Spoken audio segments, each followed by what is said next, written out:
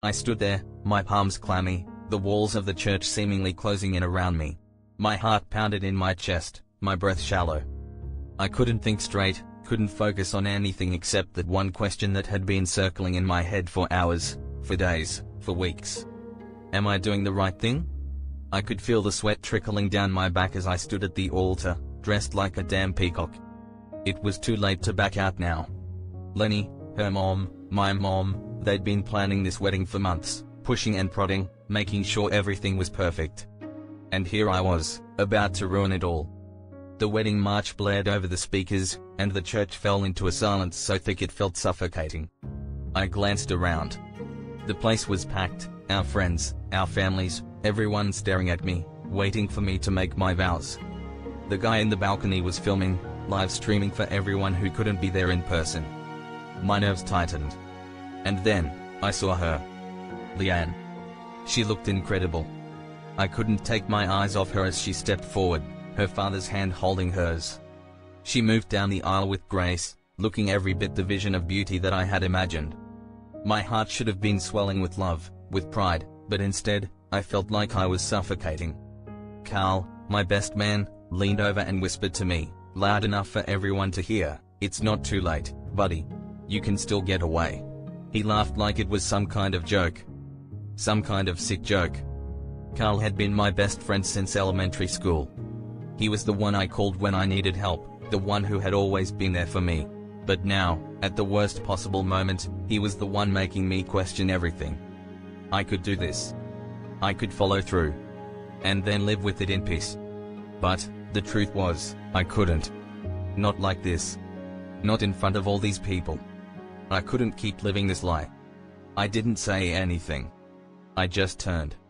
3 steps. 3 steps away from the woman I was supposed to marry, and I was done. I walked out the side door. I didn't stop to look back. I didn't look at the faces of the people I had just disappointed. I just kept walking. The cold air hit me as I stepped outside. The old church, the gravestones in the yard, the world that had seemed so small moments ago now felt so vast and empty.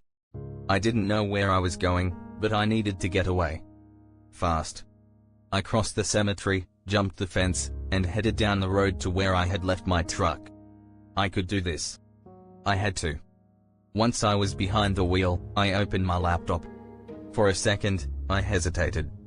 This was it. I was going through with it. I pulled up the live stream link, the one that was being broadcast to all the people in the church, the one that was streaming to everyone I knew.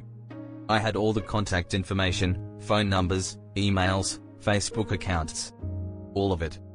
I took a deep breath. I hit send. The first clip was of Leanne's friends, laughing and congratulating her, cheering her on like she was some kind of goddess, the last night of her freedom. The second clip was even worse.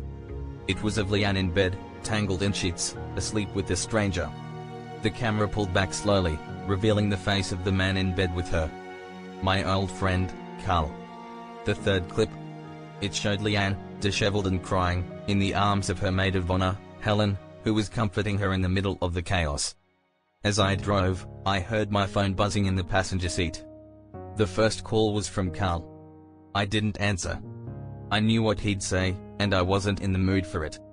The second call came a few minutes later, from 3AK, another of my friends. "Buddy, I got it all, but this is a real mess. It's a nightmare in here. Sorry I left you with all this, but you know them all." I slammed my fist into the steering wheel. I couldn't believe this was happening.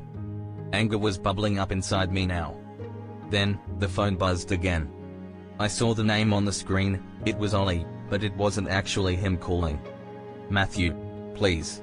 Please, Matthew." It was Leanne. Her voice was shaky, broken.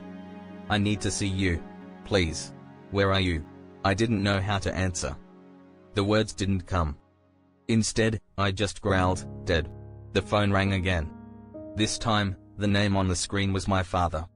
"I thought we raised you better than that, boy," he said, his voice stone cold.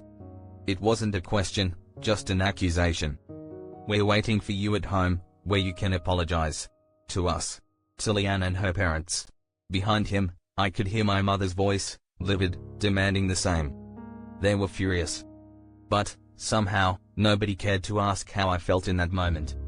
"We'll see you at home in 20 minutes, my father's voice rang out.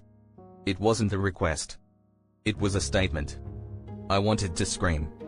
I wanted to tell them all to go to hell. But instead, I just muttered, "Goodbye." I turned off my phone and drove on.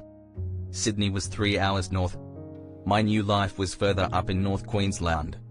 Maybe, just maybe, it could be better than this. Anything would be better than what I had just walked away from.